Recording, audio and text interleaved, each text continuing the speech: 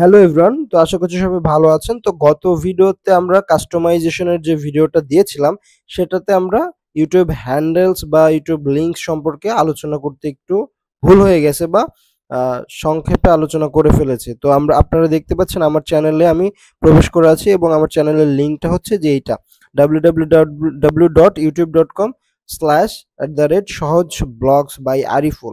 তো এইটা আপনারা কাস্টম ইউআরএল লাগে থাকতো বা এই নামেই পরিচিত ছিল, বাট এখন ইউটিউব হ্যান্ডেলস নামে পরিচিত। তো এটা কিভাবে সেট করবেন? তো আগে তো 500 সাবস্ক্রাইবার প্রয়োজন হতো, এখন কিন্তু সেটা লাগে না। এখন আপনি চ্যানেল খোলার সাথে সাথে এটা সেট করতে পারবেন।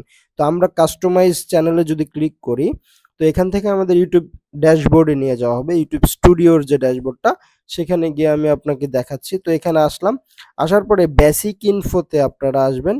আসার পরে এই যে 2 নাম্বার মানে চ্যানেল নেমস এর পরে এই যে হ্যান্ডেলস, তো হ্যান্ডেলসে এসে আপনারা এটা কিন্তু থাকবে না। তো আপনাদের এটা সেট করে নিতে হবে। হয়তোবা আপনি যে নামে চ্যানেলটা ক্রিয়েট করবেন সেটার পরে কিছু সংখ্যা বা কিছু ওয়ার্ড বা কিছু আ শব্দ থাকতে পারে বা কিছু অক্ষর থাকতে পারে। তো সেটা রিমুভ করে আপনাদের মন মতো নাম এটা এখানে দিবেন। দেওয়ার পরে এই যে এখানে আপনারা দেখবেন একটা আ সবুজ টিক চিহ্ন উঠে গেছে, তার মানে ওটা খালি আছে। খালি থাকার পরে আপনারা পাবলিশ করে দিলে এটা সেট হয়ে যাবে। এখন যদি ধরেন এখানে আমি যদি উম সহজ ব্লগস, শুধু যদি সহজ ব্লগ লিখে আমি এখানে কিছুই না করি, দেখেন এখানে সহজ ব্লগসটাও কিন্তু আছে।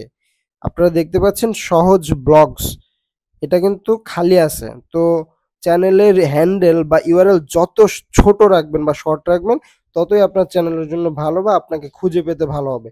তো আমি চাচ্ছি এটা সহজ ব্লগস নামেই আমি রাখতে, ঠিক আছে? আমি বাই আরিফুলটা ডিলিট করে দিচ্ছি।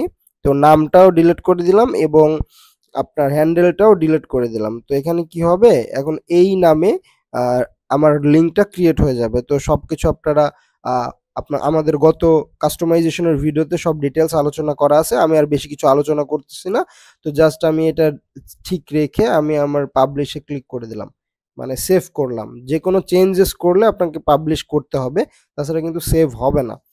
তো দেখেন এখানে বলতেছি you will need to wait 12 days later, মানে আমাকে 12 দিন পরে এটা করতে হবে, কারণ আমি 2 দিন আগেই এগুলো চেঞ্জ করেছিলাম, যেটা আমাদের কাস্টমাইজেশনের ভিডিওতে আলোচনা করা আছে। আই হোপ আপনারা বিষয়টা বুঝতে পেরেছেন। এভাবে আপনারা হ্যান্ডেল ক্রিয়েট করবেন। তো আমি আগেরটাই রেখে দিচ্ছি, আমি আর চেঞ্জ করব না।